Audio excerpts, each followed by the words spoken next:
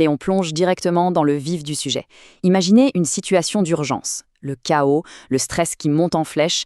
La grande question, c'est par quoi on commence? C'est exactement à ça qu'on va répondre aujourd'hui, en décortiquant la logique vraiment implacable des gestes de premier secours. Et voilà, on y est, le dilemme parfait. On a deux problèmes extrêmement graves, une seule paire de mains et à peine quelques secondes pour choisir. Est-ce qu'on gère l'inconscience ou l'hémorragie? La réponse, en fait, n'est pas si intuitive que ça, mais elle est absolument vitale et elle suit une règle d'or.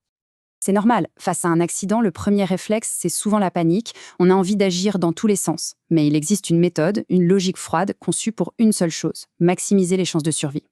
L'idée, ce n'est pas de tout faire en même temps, mais de faire la bonne chose au bon moment.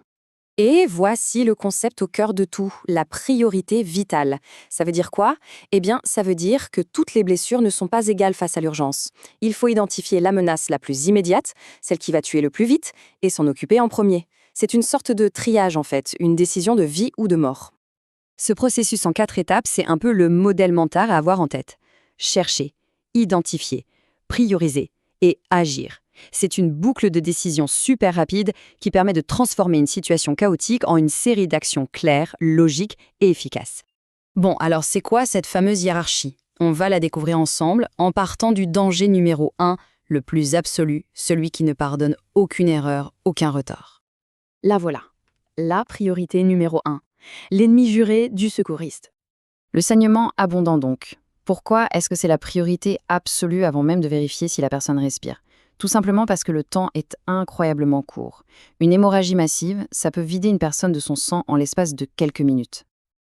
L'objectif, il ne peut pas être plus clair. Il faut arrêter la fuite. Point. Chaque seconde qui passe est cruciale. L'action est donc directe, on trouve d'où ça saigne et on appuie, on comprime pour empêcher le sang de s'échapper. C'est une action mécanique, c'est vrai, presque brutale, mais elle est absolument vitale. Ok, une fois que ce risque d'hémorragie massive est géré, ou s'il n'y en a pas, on peut passer à la deuxième priorité sur notre liste. L'étouffement, autrement dit, l'obstruction totale des voies aériennes. Le corps, on le sait, a besoin d'oxygène. Si l'air ne passe plus du tout, les conséquences sont tout aussi rapides et dramatiques que pour l'hémorragie. Ici, l'objectif est tout aussi simple. Il faut débloquer le passage. On reconnaît la situation parce que la victime ne peut ni parler, ni tousser, ni crier. C'est le signe universel. L'action, c'est d'appliquer immédiatement les techniques de désobstruction pour expulser ce qui bloque. On passe maintenant aux priorités 3 et 4. Vous allez voir, elles sont très liées et elles concernent toutes les deux une victime qui ne réagit plus. Là, on touche au problème de l'inconscience. Une personne qui ne répond pas est dans un état de vulnérabilité extrême. Son corps n'a plus les réflexes pour se protéger, par exemple, contre l'étouffement, avec sa propre langue ou ses vomissements. Alors, si la victime est inconsciente, mais qu'elle respire, normalement, l'objectif numéro 1, c'est de la protéger. On la met sur le côté, c'est la fameuse position latérale de sécurité, la PLS. Ce geste tout simple permet de garder ses voies aériennes bien ouvertes et d'éviter qu'elle s'étouffe. C'est simple, mais ça change tout.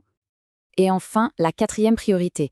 Si la victime inconsciente ne respire plus ou si sa respiration est anormale, là c'est l'urgence absolue. Chaque seconde qui passe sans oxygène, ce sont des cellules du cerveau qui meurent.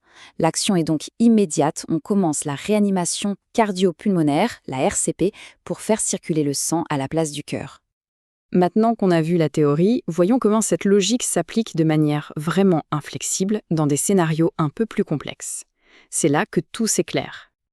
Reprenons notre question du début. Une victime inconsciente qui saigne abondamment, la priorité c'est d'arrêter l'hémorragie. Et si elle ne respire plus et qu'elle saigne? Eh bien la priorité reste toujours la même, l'hémorragie d'abord. Pourquoi? C'est simple en fait. Un massage cardiaque ne sert à rien sur un corps qui se vide de son sang. On ne peut pas faire circuler du sang qui n'est plus là. C'est ça la rigueur implacable de cette logique. Et le point le plus important à retenir, il est là. Cette séquence, ce n'est pas une suggestion. C'est un algorithme de survie. Hémorragie, puis étouffement, puis inconscience, puis arrêt respiratoire, dans cet ordre et uniquement dans cet ordre. Cette citation, elle résume parfaitement toute la philosophie derrière cette méthode. On n'agit pas au hasard. Chaque geste, de la simple compression à la PLS, est dicté par un objectif bien précis, dans une hiérarchie qui a été pensée pour une seule chose, sauver une vie. Finalement, comprendre cette logique, c'est un peu comme avoir un outil incroyablement puissant entre les mains. La question n'est donc plus de savoir quoi faire, mais plutôt est-ce qu'on est prêt à l'appliquer le jour où ça compte. La logique est là, le reste, ça dépend de nous.